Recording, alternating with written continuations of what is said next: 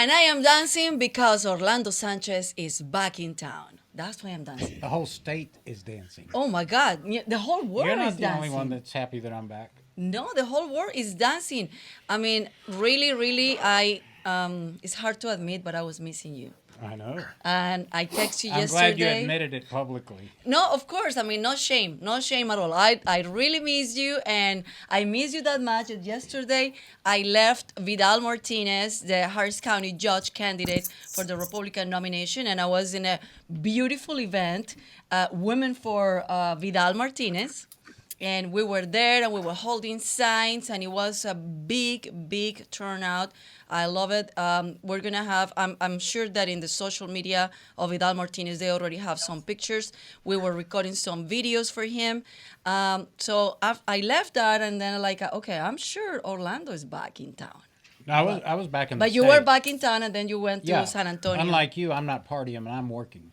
Of And course, yes. I had the pleasure of being in Pittsburgh, Texas. I didn't even know there was a Pittsburgh, Texas, but it's in Camp County, and the Camp County Republicans invited me to come speak to them. They had a great turnout, and it was great to be in Camp County.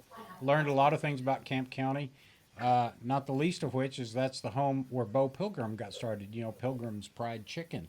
And the founder of Cavender Boots and Mr. Shelby, who designed the engine that went into the Ford, is from Pittsburgh, Texas. And the man that flew the first flight from Los Angeles to New York across the United States, also from Pittsburgh, Texas. So, you know, it was exciting. And then last night, I had the pleasure to be back in San Antonio in Bexar County, and they had a great turnout for an event for the current chairman of the Bexar County Republican Party. But what was exciting was the turnout. There was a lot of people that turned out. A lot of Tejanos, a lot of Latinos were there. And it was a good mix of people. There's a lot of excitement in Bexar County. And I think there's going to be some really surprising things that are going to happen. You know, we were excited about what happened down in South Texas, right? We knew that was going to happen because of the crises on the border. But I really do think that there's going to be some changes in Bexar County. So I'm excited about that. You know, and it's already started. We got John Lujan elected. Exactly. And so we've got some great candidates in San Antonio running for Congress and running for district attorney, running for all the positions. So anyway, I'm excited about that. Very excited. Well, welcome to TLC Live, everybody. I'm sorry about all the viewers. I need to welcome first Big O. Yes. Very well known as a Big O. Yeah. So, bienvenidos a TLC Live as every Wednesday. Today we have an amazing show talking about candidates, Latino candidates, and a conservative side with the values and fighting for our kids, fighting for our families. Today we have 3 different candidates and in 3 different school districts for different positions, but they're all in the conservative side, and they are Latinos also. The right side. The right side, of course. So we have Rick Garcia for Bend ISD Position 3. We have also Victor Perez for Katy ISD School Board Position 1. And we have John Perez for the Spring Branch ISD Board of Trustees Position 6. I am also in a Spring Branch, so I will vote for you because we already start early voting this week, and elections it's May 7, so I can vote only on my district, but I want to encourage everybody that is in other districts to go and vote. Not many people knows about this election, May 7, and it's very important because it's the school district. Well, last night in San Antonio, I told the folks in San Antonio that I know everybody gets excited about November 2022, but the most important elections happening right now, and the most important elections ever, are your school board trustees. Because they're the people that are going to set the direction and the policy and the budget, not only for the biggest taxing authority that you'll see on your tax bill this year, but also the future and what your children are going to be taught. So the most important races are happening right now, May elections, and we have Fort Bend, we have Spring Branch, and Katy ISD. So welcome, gentlemen. Why don't we start with... we can start with... Let them introduce themselves. So let's start with Rick Garcia. Rick, take about a minute to tell us about you. You know, your 1-minute elevator speech, and then we'll move over to Victor. Sure. Sure. So my name is Rick Garcia. I'm running for Fort Bend ISD, position number 3. I'm a former Fort Bend ISD educator, my first job out of college. My wife is also a teacher for the district, and I have 2 boys that attend Fort Bend ISD schools. And I'm running because I love the district, and I am here to serve our community. I'm on the HOA, and I'm on the Mud Board, and I do a lot at the school level and at the district level advocating for our kids. So thank you for having me. Great. And we got a picture of your beautiful family up. So Oh, yeah. congratulations and thank you for taking time out to be a public servant. So I guess Victor, tell us a little bit about you. I understand that you eat black beans, ropa vieja, picadillo. Is that true? Yeah, I was born in Cuba, and I left there with my family in 1960 when I was 7 years old, and so I grew up there, and I went to college at Virginia Tech on a football scholarship. And yes, I eat black beans as much as I can. My wife, who is American, eats she makes the best black beans in the family, and I make the roast leg of pork, every Christmas Eve. Lechon. So We I need a recently competition between Orlando and your wife on the black beans because he always claimed that he made the best I ones. call those bean offs. Well, we have a competition with my wife and my brother, who thinks he has the recipe, but I think my wife has it. Yeah, But well, anyway, he's a smart man saying that. I'm going to tell you He has guys, to say I got to that. tell you guys, every Cuban thinks they have the best flan, the best black beans, the best ropa vieja, it's like the best things in the world come from Cuba because, they're very, egocentric, No, really? egomaniacal. No, really. So Yeah, but we anyway, we go have ahead. one of the best things in the world coming from Cuba. Yeah, Just right here. yeah, exactly. Go on, Victor. Tell us a little but bit more actually, about my favorite is actually the plantains. Actually, the maduros. Those are you. actually Yeah, my favorite. But yeah, with anyway, the crispy we'll, ends, we'll, right? Me we'll too. move on from that.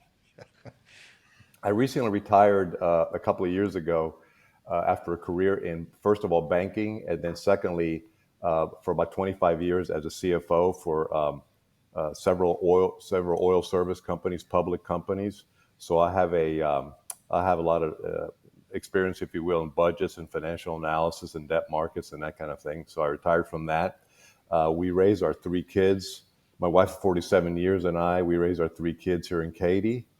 And now we have 4 grandkids here in Katy. And so I have skin in the game. I'm very interested in the future of our children. I'm very interested in protecting our children from inappropriate, vulgar material that might be in the classroom. I'm all about protecting them and protecting them against, identity politics in the classroom. And I'm also one of the things that's big here is the teachers, that we need to really support our teachers. So I have no other ambition or agenda. I'm retired, and I want to really devote myself to really making a difference in the school board and making a difference to the future of our kids. Wonderful. And then let's go over to Spring Branch Independent School District. And John, give us the 1 minute elevator speech. Sure, Andrea, and Orlando. Thanks for having us on. Thanks for making time for us. First off, I've been in the district for 21 years. I grew up overseas. I was born in Carrizo Springs, but my dad was a diplomat, so I grew up overseas and spent a lot of time in educational systems outside of the U.S. So I benefited from that. Came back to the U.S. to go to university at Rice University. Got my chemical engineering degree and my MBA from there. Great school. It has served me well. I value education quite a bit. And really, what got me charged up to run is I started seeing things in our classrooms that shouldn't be there. As a conservative Hispanic, as a conservative Catholic, there are a lot of us that just want to make sure that our schools are not just safe, physically, but also spiritually and mentally, right? So when I have things that are working against what I'm trying to do at home with my family, I'm going to stand up, push back, hold the line, and get us back to classroom neutrality on things like CRT, SEL, DEI. So that's point number one. Point number two is we got to keep our good teachers, and we got to find more good teachers. We have a lot of excellence in SBISD. I want to protect that and keep that. And I want to make sure that we're a good brand and we're attractive to the best teachers in the world. The third one is our recapture formulas just don't work for urban districts like SBISD. Not sure that they ever really worked for us, but they especially don't work for us because of the dichotomy, the difference in disparity of how we have to educate different students across our district. So I'm really passionate about working with state legislatures and Senator Paul Betancourt to make sure that we can change the formulas and make sure we keep more of our tax dollars here and serve all of our students in SBISD. I always say, for all three of you, there's nothing more cruel that a society can do than to confine a child to a failing school or an underperforming school. I don't think that anyone goes into the industry of pedagogy teaching thinking they're going to be millionaires. But the salaries that our teachers are making really need to be looked at, and the state of Texas needs to have take a strong look at that, because that's how we're going to attract teachers. But here's the problem: many school districts, and I'll refer to my own school district because I live in the Houston Independent School District. Bloated budgets, highly paid superintendents, and a plethora of assistant superintendents. You know, they got thousands of assistant superintendents. They've got tremendous overhead, and very little of it gets into the classroom. You got underperforming school. You got 5 failing schools that have been failing for years. And so the question is, I think the public is willing to pay a little more in property taxes, perhaps, if the quality of education increases. But I'm wondering if we can increase the quality of education by trimming budgets, by saving money, by applying conservative principles to the budget. Because at the end of the day, that's our highest tax rate. I mean, I used to serve on the Houston City Council, and I was always amazed that the HISD budget was almost as big, if not bigger, than the city of Houston. City of Houston, 650 square miles. And so, you know, are these bloated budgets affecting the classroom? If so, what can you guys do? What are your opinions to increase pay and quality of education? Increase pay for the teachers, not administrators. And so we'll go back to the top, and we'll begin. Let's say. Let's start with Rick, and then we go Victor, and then John. So at Fort Bend ISD, about 85.9, 86% of the total budget is salary and benefits. It's a huge undertaking. So you only have remaining 15% to operate the rest of the district. And my professional career, I'm in IT. I was a former teacher, but I'm in IT, and I'm all about working smarter and more efficiently. I know that the current problem with Fort Bend ISD is we do spend a lot of money on things that we aren't really using. So there's some software programs that were purchased at the beginning of the year for STAR interventions that to the tune of $2.1 million, still not being used to this day, or it's one of those things that you can't use during work hours. So teachers either have to come in early or stay late after school to use and teachers don't want to do that, and parents don't want to have their kids staying after school for those things when they could be doing during the school day. So there's a lot of pork, as you say. Some of the districts are top heavy. I think Fort Bend ISD is probably the exception to that.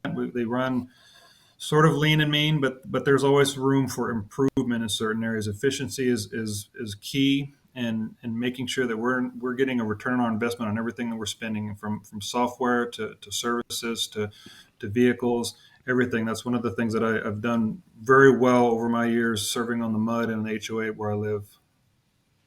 Yeah, I mean, and we'll let Victor jump in on this, but one of the things that, we do have candidates that are running for, compared to the HISD, these are pretty good school districts.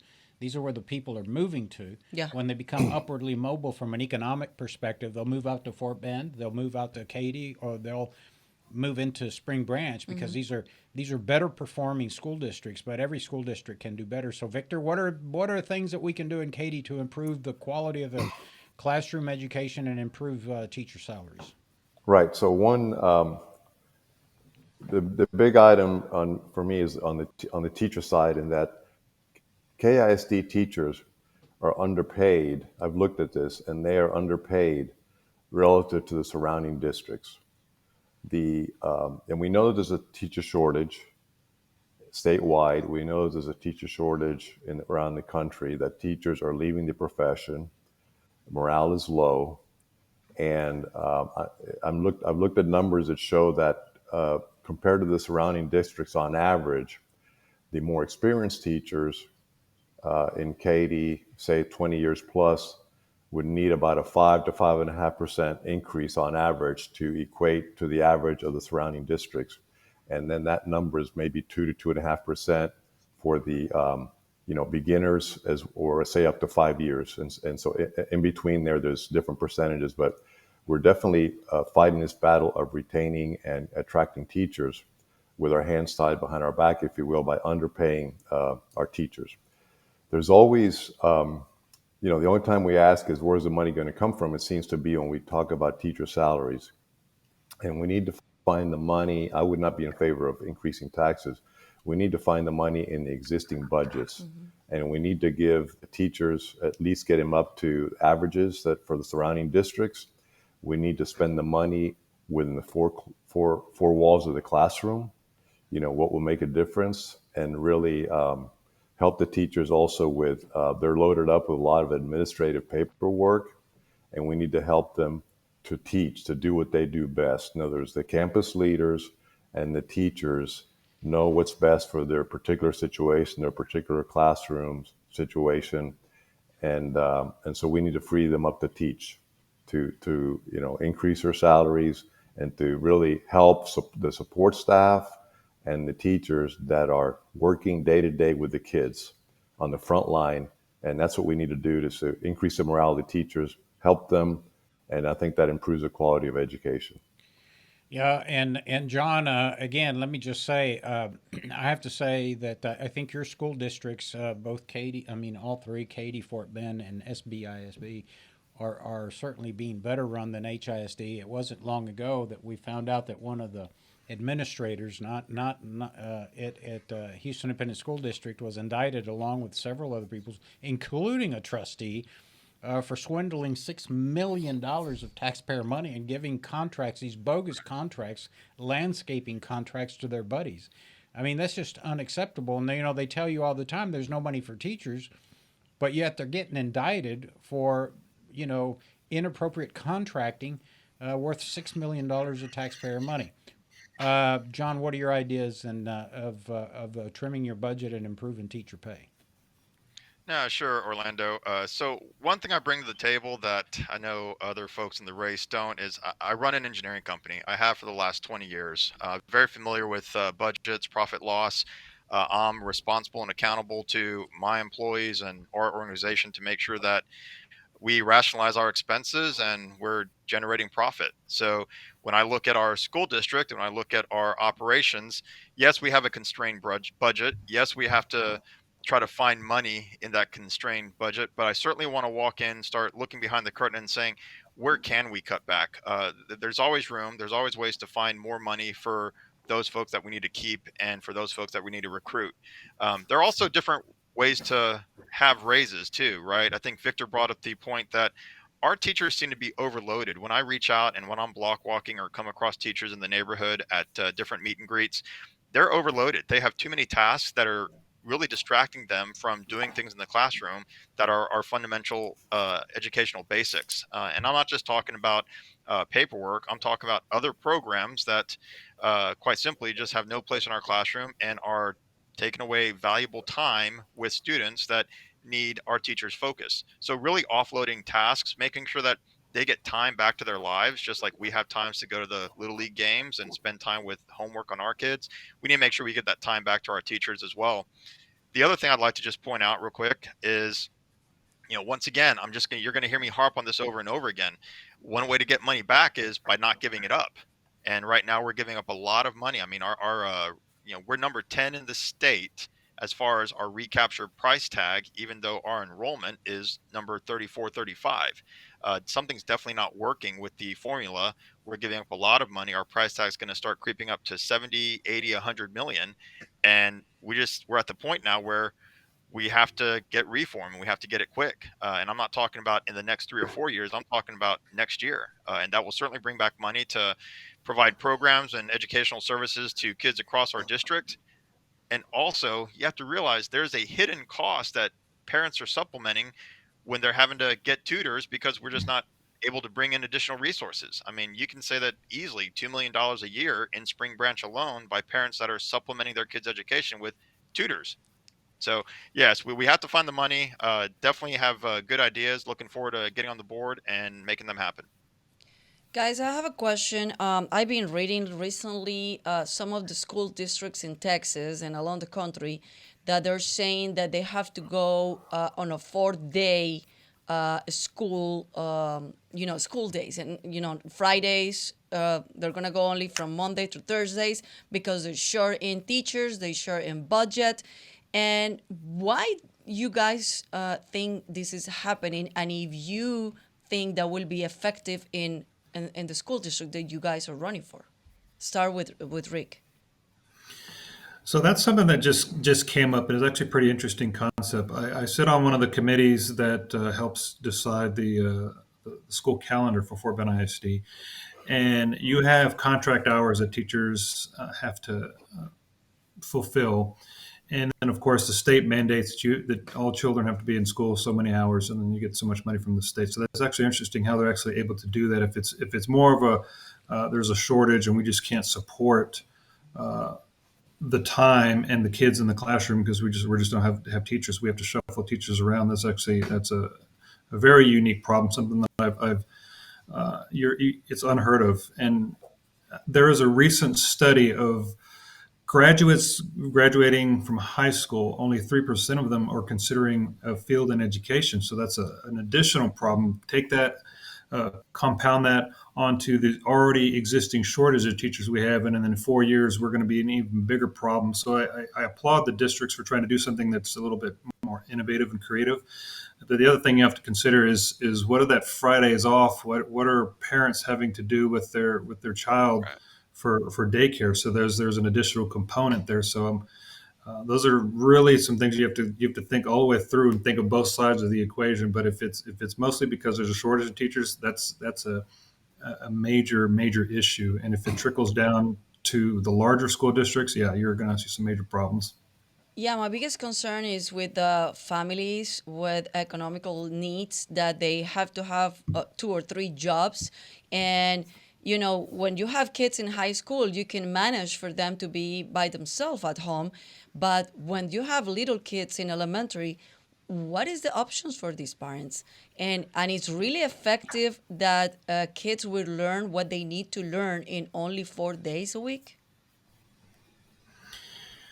Yeah, so it is difficult, and one of the things that I'm advocating for is all day, full day pre-K. So for those kids that I know we're getting there, and the school districts are offering it, but as a paid service. But I want the state to jump in, provide additional money for all day, full day pre-K, so we can get our kids learning reading at a very early age. And the studies show that if you're reading before third grade, efficiently, then you have a much higher degree of graduating from high school and being successful. But if you're having struggles at past second grade, third grade, then the percentages go up, that dropout percentage. So That's a fascinating comment because I remember one year I was at Rice University and I was at a panel that was talking about education, and somebody did mention that.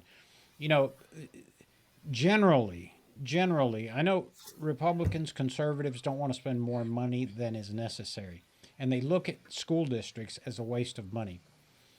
But so when you mention early childhood education, Republicans or conservatives tend to recoil. Oh, that's just government spending more money. But actually, you're absolutely correct. The statistics show that a wealthy family's children, before they enter kindergarten, hears a vocabulary, I'm just going to say a number, about 10,000 words.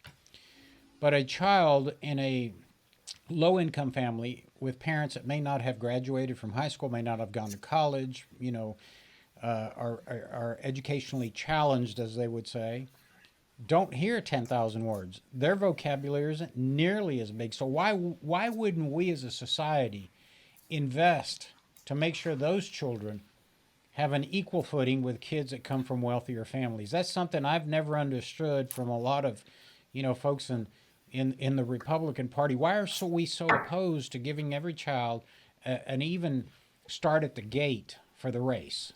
Let's move with Victor on. Yeah, let's see. I'd like to see Yeah, where you guys are on that. I have not heard anything about the 4-day school week or any discussion about that here in Katy. And I think that would be very, very unpopular for sure with parents, because we saw what a disaster the remote learning, quote unquote learning, which didn't really happen during the shutdown. And so that would be highly, highly unpopular. What we've seen is that classroom sizes have increased, and because of the shortage of teachers, we have they've had to add support staff, to help the teachers, of course, with the increased class sizes. We should aim ultimately, if we get things right with teachers and add teachers, we should be aiming towards lower classroom sizes, not increased classroom sizes. So what's been happening is the classroom sizes have been creeping up, and that's something that's huge. That just really affects the quality of education when you have these much larger classroom sizes, and that's what's happened. And so we need to aim ultimately as a goal to decrease classroom sizes, hire more teachers, not to cut back on the amount of time they're in school. That would really be bad for the quality of education, and it would be bad for the parents. Would not like that, and of course the working parents.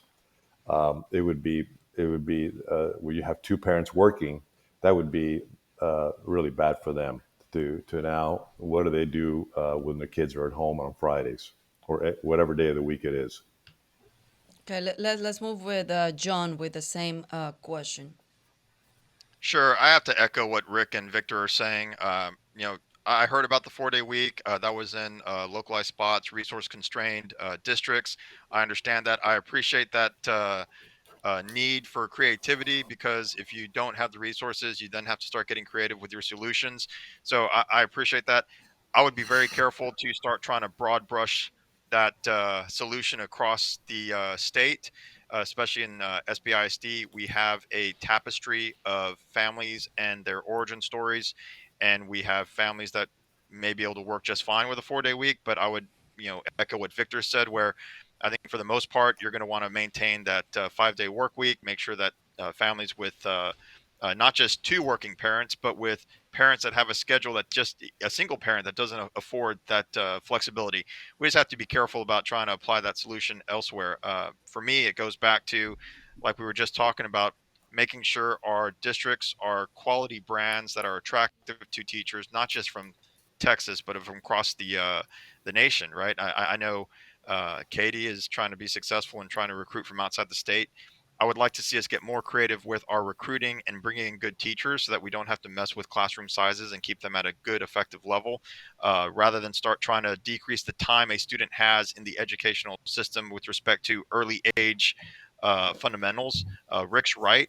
If we can get them learning English, reading, writing, doing the basic math by third grade, uh, their their trajectory for success is much better off than if we try not to do that. So I think, especially in those early years, every minute, every hour we can get them in the classroom with effective instruction is very important, very critical. Not only are the children better off, John, but I think society is too. I think we have to build less prisons.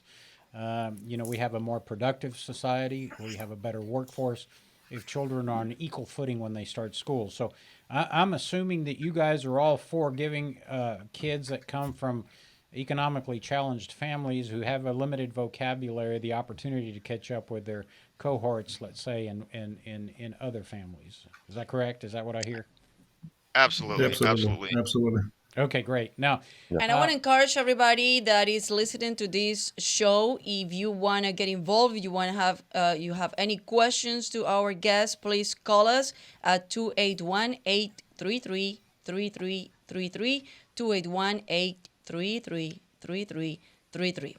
I want to move to a topic that is, for me as a mom of teenagers that they are in high school, are becoming the real pandemic after the pandemic, and it's indoctrination and CRT. This is a biggest challenge that I think you guys are gonna face, besides the budget, and everything that is going on in education, because this is not only happening in Texas, this is not only happening in your school district, but this is along the country and probably along the world. Yeah. And before you guys get into indoctrination and CRT, let me make an editorial comment because I'm famous for making this is an Big O. Yeah, this is an O opinion. You know, the O in my name is not for Orlando, it's for opinion. First of all, I don't know. I asked the smartest man I know in politics, what is CRT? He says he didn't know what CRT is. I know we call it critical race theory, but what is that? And we're going to have a show dedicated to CRT to find out what is CRT, because I think different people have different ideas of what CRT.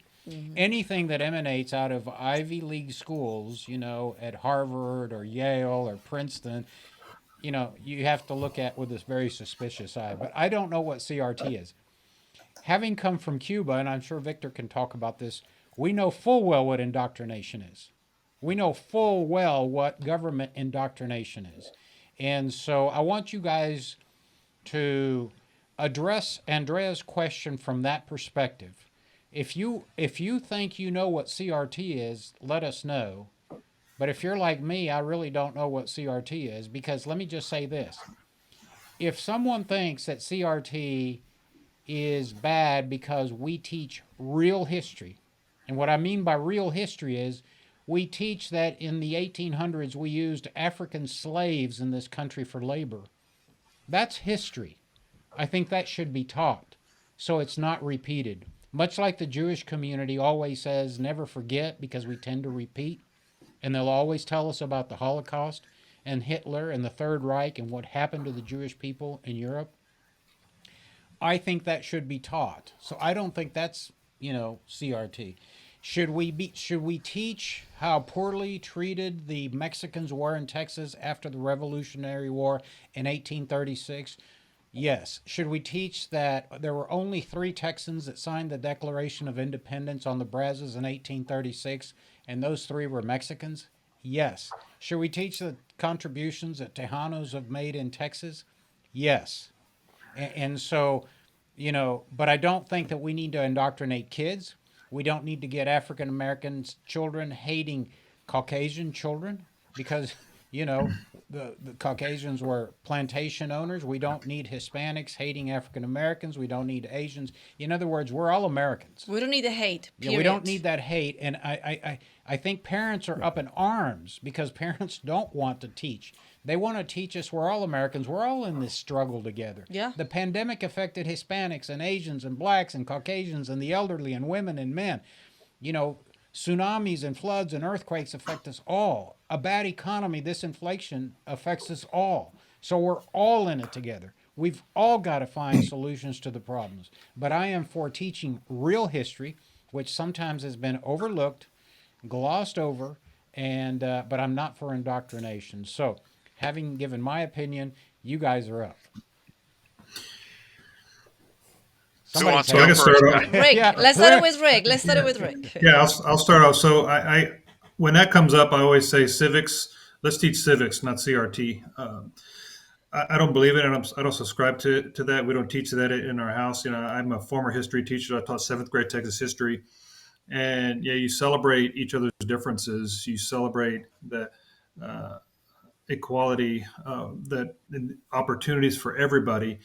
And what I've always said is we bring back civics classes, and you teach our students how to be productive members of society, what it means to be an American citizen. How did we lose civics? How did we come so far? Because when I emigrated to Houston from Cuba in 1962, I went to Shern Elementary School, and the first thing I did every morning was we said a prayer. I know that you can't force children to pray, but you can certainly have a moment of reflection. And number 2, we said the Pledge of Allegiance to the United States. I mean, how in just my lifespan have we come to this point? What happened? Yeah, so a lot of it's just, it's out of who's on their state board of education. Your state board of education writes your TEKS, which is the Texas Essential Knowledge and Skills, and that is a partisan board. So if you've got more liberal members on the board that don't believe that civics is necessary, then civics gets taken out. And I have heard that there is a movement that they're going to be putting civics classes back in the curriculum, which is a great thing. I will also tell you that there are 2 bans on critical race theory at the state level. So it's not in the TEKS. It's not allowed to be taught, but that doesn't mean that it can't find its way into the classrooms. But sometimes it does, and that's why school board elections are so important. That you have certain members on the school board that may subscribe to it, and they may advocate for it on the back end to down to their teachers and their administrators. So it's definitely worth paying attention to the school board elections, making sure that we keep a lot of that out of the schools. Like I said, I believe that we celebrate each other's differences. We celebrate the culture. We celebrate Hispanic Heritage Month, like we continue to do it, and talk about each other's contribution to society. And hate breeds hate. So if you teach hate, that's what kids are going to learn. And if you teach kids from an early age that and you see so many pictures of white kids and black kids and Hispanic kids playing together like color doesn't matter when they're at that age. They're just having fun and they're just playing. But then as they get older, they start to learn these things and they start to see these things. And it's society just beating this new image of how it's supposed to be in their head. And that's not what we want to do. We definitely want to move away from that. And hate, like I said, it's never a place in our schools. Victor? Okay, so I agree, definitely agree that we need to teach our history accurately. We need to teach about slavery. We need to teach about the civil rights movement. We need to teach about racism. So that's not, if you're opposed to CRT, it doesn't mean you're against that. You know, you still teach the history accurately. What CRT does is it basically is hyper focused on race, as opposed to the ideal of Martin Luther King, where we're all colorblind and we treat each other equally and we look at a man's heart. It's the opposite of that. That's not good enough for CRT proponents anymore. CRT proponents want to divide us according to race. And we don't need to divide kids or create resentment between kids based on their color of their skin. That is what I'm against, and that is we don't need to always be teaching. We don't want to be teaching, for example, that white kids are the oppressors, and that they can never atone for their sins of the past generations. We need to, and also that the kids of color, that they are oppressed and always victims. We need to teach unity. Not divide the kids according to the races, having the resenting each other. So CRT creeps in. CRT it doesn't, in the schools. It's not like they're teaching CRT like, hey kids, we're going to learn about CRT today. It's not that. It's much more subtle than that, and it creeps into a lot. It creeps into a lot of ways. Some of the, for example, bullying programs. Some of the bullying programs that existed in the past have kind of morphed into some sort of a CRT, type of program. So there's lots of little ways that we need to basically look for CRT being implemented. So that's what I think about CRT, and we don't need to teach kids to hate America. That's what I'm against. Let's not teach kids to hate America. Let's teach them to be united. And my granddaughter, for example, kept talking. Because she lives close by. My granddaughter kept talking about her friend that she would go over and play with, her best friend in class, etc., all year long. And come to find out, at the end of the school year, we find out that her friend was black, and it didn't matter to her. And they're best friends, and that's how it should be, not to be hyper focused on race. Yeah, I mean, Victor, that reminds me of a story. When my daughter was growing up, her best friend was from Angola. Obviously, an African girl, and just we had her at the house all the time. We never thought about color. For Of God's course sake, not. she was a human being, the sweetest person, and I'm delighted to say that, they're still friends, and that's the way it should be. All right, John, you're up. Yeah, what a day to pick CRT to talk about. I actually just spent the last 2 days working with my school because we had a CRT assignment. Teacher overstepped a boundary, and the assignment was given out to my daughter, another son of one of our candidates, and it escalated. People like to say CRT is not in our classrooms. I think it's the greatest sleight of hand. It's kind of like the devil convincing us he doesn't exist. Um, you know, CRT's here. To anyone who wants to claim that it's not, well, just ask my high school principal for my kids. He acknowledged that the assignment was inappropriate and overstepped the bounds. So I'm not going to challenge his integrity. I trust him. I have his back. But at the same time, what I do want to throw out there, Orlando, you asked, how did we get here? We had a portion of society that was very trusting, that was focused on raising their families the right way, being productive citizens, per the civics courses we took that Rick was talking about. And we believe that our educational system was doing the right thing, teaching the right stuff, focused on fundamentals in our classrooms. And we took our eye off the ball, and our boards have been, I would say, I'm not going to say taken over or hijacked, but we've actually allowed our boards to start funneling and allowing this leadership and culture to occur. At the end of the day, what drives an outcome is the behavior. What drives a behavior is a culture. What drives culture is leadership. At the end of the day, the leadership of an educational system in your district is the board. They hold the superintendent accountable. And so when you start seeing things pervasive in our educational system, it's coming from the leadership, the servant leadership that the board is supposed to provide. And so at the end of the day, when you start looking for where did this happen, that's where it occurred. Moral relativism that makes everything okay has led to a society where, well, if everything's okay, then nothing's bad. And now all of a sudden, you can start using that bully, that victim card on everything. And so systemic racism with respect to CRT is how that's coming into play. So we get into our classrooms. My dad was a migrant worker. He traveled from Texas all the way up to Illinois. That's where our family is. It'd be a very interesting lesson, like you said, if I were in there and what they taught me was, oh, my dad was a migrant worker. He worked in the fields. It was tough work. And all of his bosses were terrible white guys. Right? I'm pretty sure my dad does not want that to be the lesson I learned. Right? And I talked to my dad today, and it was interesting. He ran for mayor for Carrizo Springs twice, won, and we were talking about things going on. And one thing he told me, right, that really rings true is, hey, you never win by losing it, right? You never win by losing your cool, losing your head, losing your character, losing your morals. You win on your merits, Orlando and Andrea, right? You win on your merits. You win on running faster, working harder, being smarter, valuing education. You don't win by playing the victim. You don't win by having seats handed to you at the table, right? You win by earning them.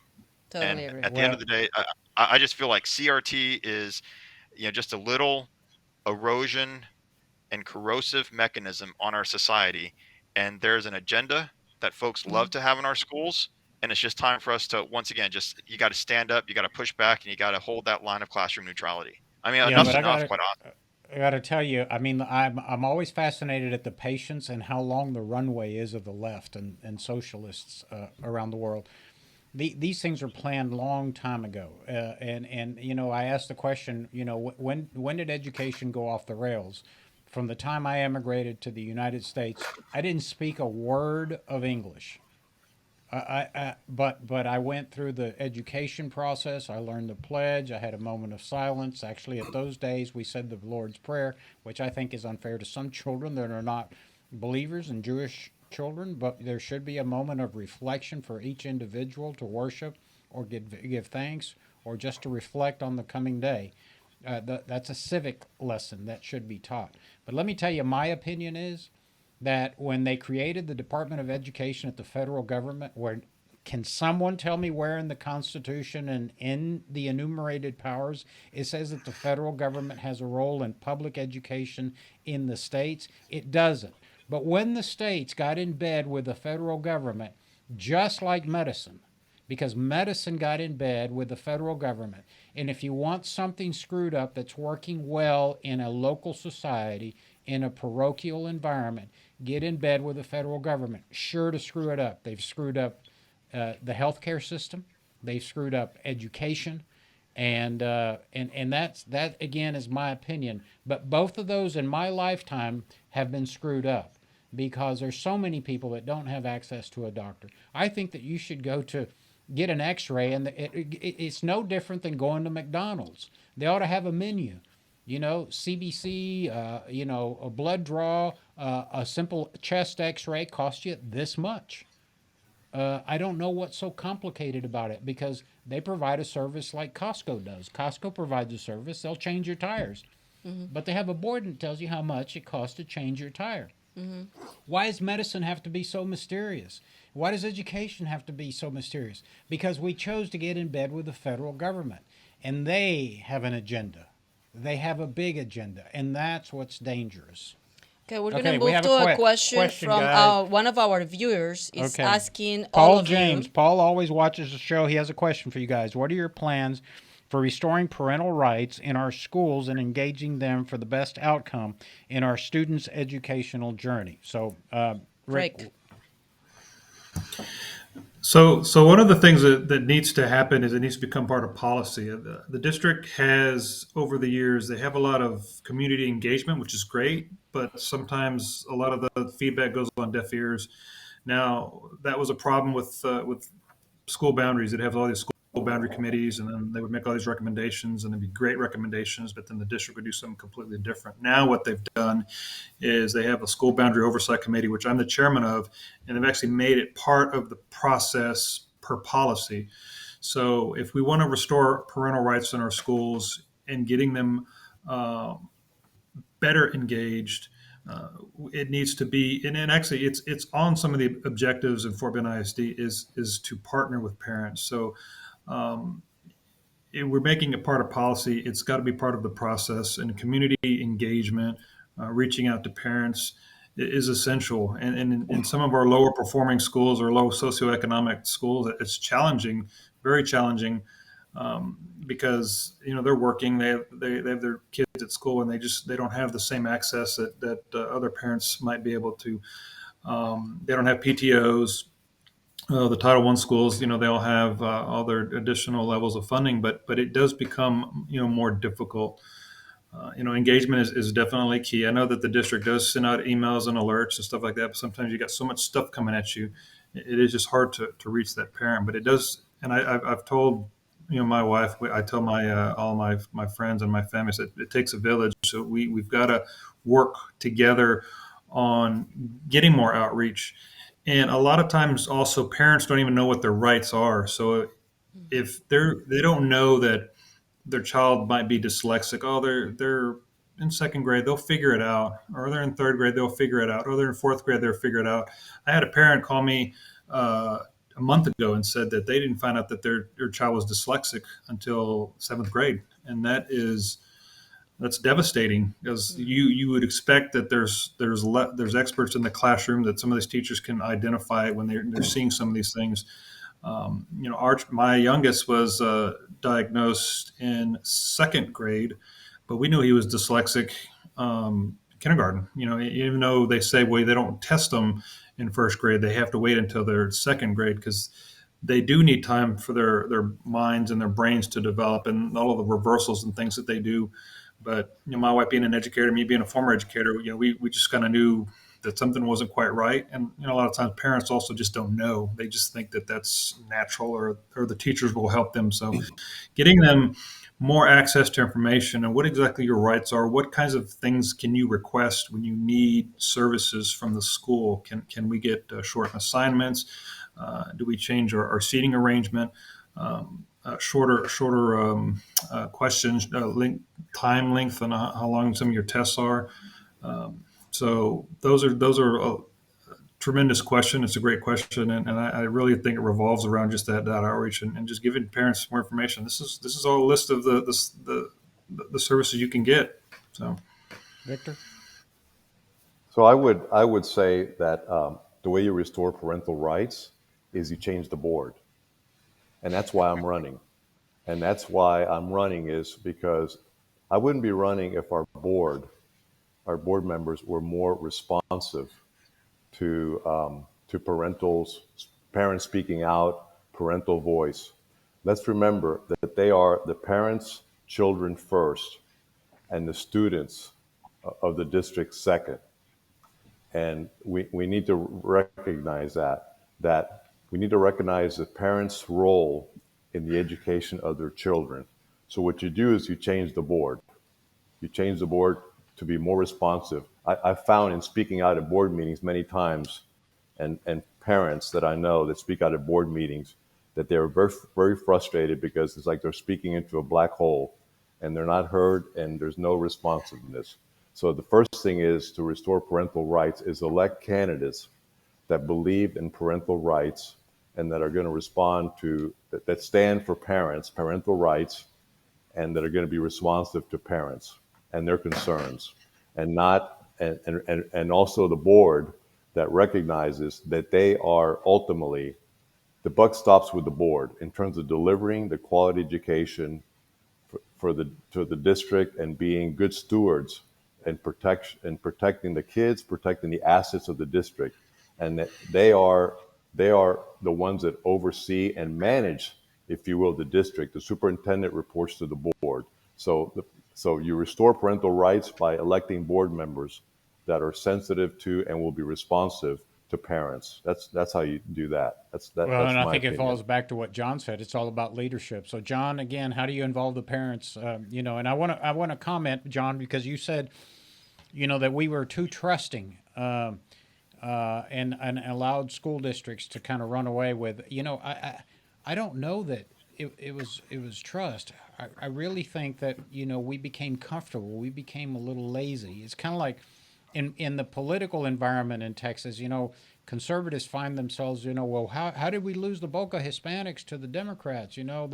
It's like we got lazy. We won. We ran the Democrats out of Texas after we beat Ann Richards, and we rested on our laurels. And as the demographics of Texas changed, we as conservatives weren't doing anything to reach out to the largest growing demographic in Texas. And now here we find ourselves in 2022 going, oh my God, if we lose the state, we'll never win the presidency. And so I really think that, some of us got a little lazy. I think parents need to get back up. But again, we want to hear your answer. No, I think you're right, Orlando. So, I think there was, certainly a component of trust, as I said earlier. But what I was just going to kind of segue into here is the gap we have to close to really engage parents. Because at the end of the day, what we need to do is engage parents to, in some cases, get them back to the schools, at least in our district. Um, that's going to be hard work. And the easiest thing to do is absolutely nothing. The easiest way to operate is with apathy because it requires the littlest action. One of the mantras we have in our household is we do hard things.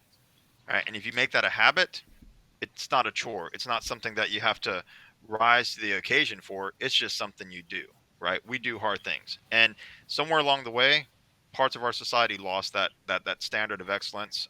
It might be hard to become perfect, but you certainly find excellence along the way. One thing I'll throw out to is our boards, at least in SBISD, I don't know how it is in Katy or Fort Bend, they have meetings that are very theatrical. They have closed sessions. I was appalled when we actually buzzed a boy during opening comments who was praying, but his time limit got hit. His time limit was hit, so they buzzed him. I mean, my wife had to hold me down in my seat when that occurred. Yeah. Um, but it's things like more town hall meetings, getting out to our civic club meetings, getting out to organizations and meeting points beyond that boardroom. Right? We serve the community. We have to get out there and be among them. And then we Yeah. need technology that lets us see what our students are doing. Right now, we're switching from It's Learning to Canvas. I use Canvas at Rice. I'm excited by that. But we need the technology to let parents see exactly what their students are being assigned, Yeah. what the workbooks are, everything. Yeah. Hey, listen, I'm appalled at the behavior. I've served for 20 years in elective office, first on the city council, then in the county government, I welcome citizen input. I am appalled that some of these school districts, how they squelch parental participation because they don't like the discourse. They don't like the comments. They believe that the comments are too offensive and it hurts their feelings. So they'll buzz them. They'll cut off their microphones. I can't think of any. They'll bring in the law enforcement to drag a parents from the podium so that they won't have the opportunity to address the gods and the lords at the trustees' dais. You know, it's absolutely ridiculous. That's how out of control education has gotten. I think, I agree with you. It's a matter of common courtesy. Even if someone is saying something we don't like, when I was on the city council, we extended their time to let them finish their sentence or their thought or their paragraph. Right. But they're dictatorial. This is what happens in the country I fled, in Cuba. I mean, they beat you and they haul you away. So you don't have the ability to express yourself in the public square. And the public square is that microphone in front of the trustees at every school board in the United States. And it makes me sick to watch these guys. Also, I want to tell you guys that I've been in public life for 25 years. That's how old I am, a quarter century. And I'm going to tell you guys something, the three of you. I've never seen three caliber candidates running for office at the level of which you have articulated your positions, I love it. your grasp of the issues on education. And I got to tell you that Fort Bend, Spring Branch, and Katy are extremely lucky to have these three candidates running for office, because let me tell you, I've been to candidate forums, I've attended presidential debates, I've done a handful of debates myself, and I've never seen anyone articulate issues like these three gentlemen. And for those that don't think that Hispanics give a crap and don't want to get involved, this is an example of how great the state of Texas will be into the future if you just simply go out and elect these three gentlemen to the local school boards that they're trying to represent. It's a great crop. You guys this has been one of the greatest programs that we've had. I mean, you guys, and we have a lot of you got comments. a lot People of are comments, engaging. people are and engaged, so, so, I love it. you know, Education is very important for all of us. yeah, and so we're out of time. I wish we had 2 more hours to talk to you guys, because you guys are just absolutely brilliant. And the idea that you're so well educated, so well prepared, you have such great life experiences, and that you're willing to sacrifice to go take on a position that pays you nothing is amazing to me. So congratulations to all of you guys. And as Thank you. Andrea likes to say, I'm going to let Andrea say the last word. Yeah, guys, we're running out of time. So call to action 30 seconds or in less. 30 seconds and less each one. Please tell us why to vote for you guys and when. Rick. So I am a fresh face, a new perspective. I have a lot of experience. I know what's going on with the district. We have a rise in discipline problems. Teachers are leaving the profession record numbers, and I know how to help, and I know how to get us moving forward into the future. Early voting is now until May 3rd, also this Saturday, and Election Day is May 7th. You can go to voterickgarcia.com for more information. We have all the voting locations listed at the top. So thank y'all so much. I appreciate it. Thank you for having me. And that's it for Bend ISD. Victor. For Bend ISD. Yes, I'm in Katy ISD, position 1. I am retired. I have no ambition, no side gig. I'm doing this purely for the children, to improve their education and to protect our children. And it's all for the good of the children. That's my only motivation. We also have voting at the same time as what Rick mentioned. And you can, for early voting, you can look at my website, which is Victor Perez for KatyISD.com. Victor Perez for KatyISD.com. We need everyone to turn out and vote. It's critical that we vote in this election. School board elections typically have very low turnout. So we need everyone to come out and vote. Thank you. Victor, we're going to celebrate con frijoles y ropa vieja. Vamos, John. Exactamente, sí. Y flan. So John Perez running for position 6, SBISD Board of Trustees, recapture reform on my list of things to tackle, keeping our classrooms clean, depoliticize, desexualize them, making sure we keep the teachers that are great in our district and finding more. And at the end of the day, we're here to serve the students. Every student, we need fresh leadership. We need fresh hope, fresh perspective. I'm running with Lisa Alpe, who's going to take position 5, Caroline Bennett, who's going to take position 7, and John Perez, we're going to take position 6. We're going to take back our board. Early voting is now through next Tuesday.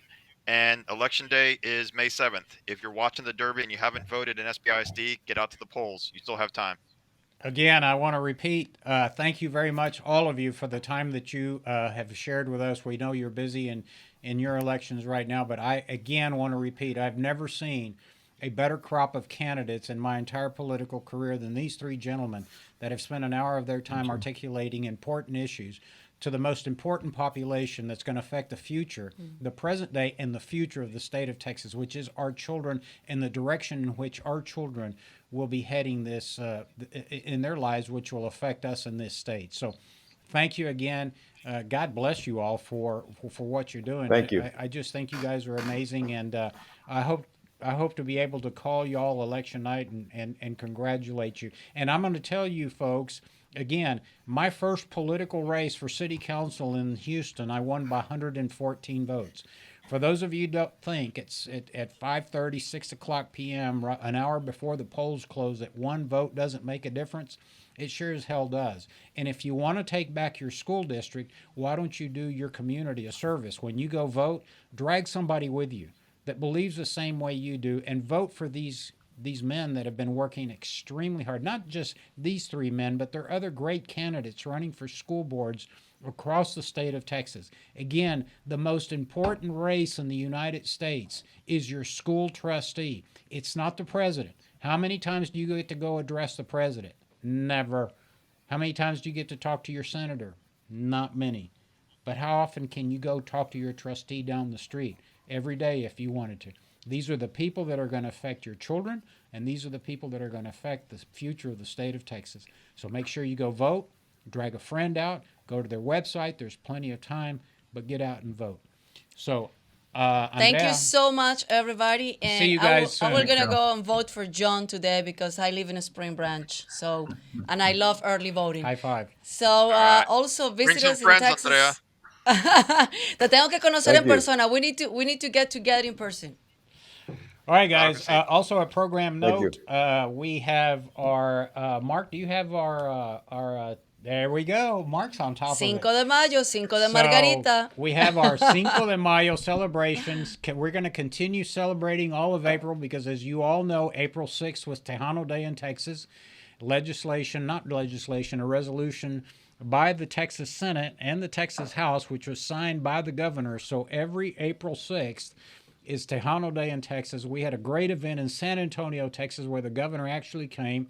We had a Houston boy from the East End, Chingo Bling, who provided fabulous entertainment, had this governor in stitches, laughing so hard.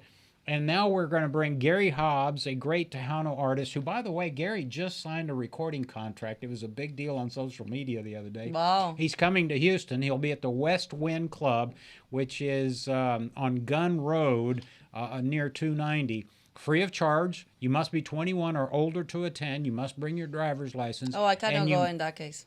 Yeah, you're too young. You must register on our website. Just click on that website. You'll go to our website. You'll see a picture of Gary Hobbs. Click on Gary Hobbs' picture and just register. All we want is your name, your phone number, your email, so we can verify who you are at the door.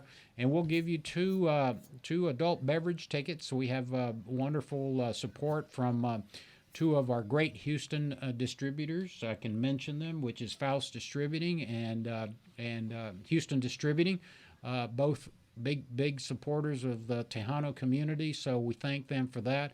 But and by the way, we're running out of tickets. We're almost at capacity. I think Well, that's great. I think there's less than 100 tickets left, Andrea. Oh, wow. That's awesome. So they're free of charge, but go to our website, TexasLatinoConservatives.com, and click on Gary Hobbs' photo if you want to join us. The concert begins at 7. Gary will perform from 7 to 10 p.m., and then you can join your fellow Tejanos on really Cinco de Mayo that nobody celebrates in Mexico, but we do Cinco de here. Margaritas. Cinco de Margaritas. Okay. All right, guys. And visit us in TexasLatinoConservatives.com, and I'll see you guys next Wednesday. Nos vemos el próximo miércoles. Bye. Chao, chao.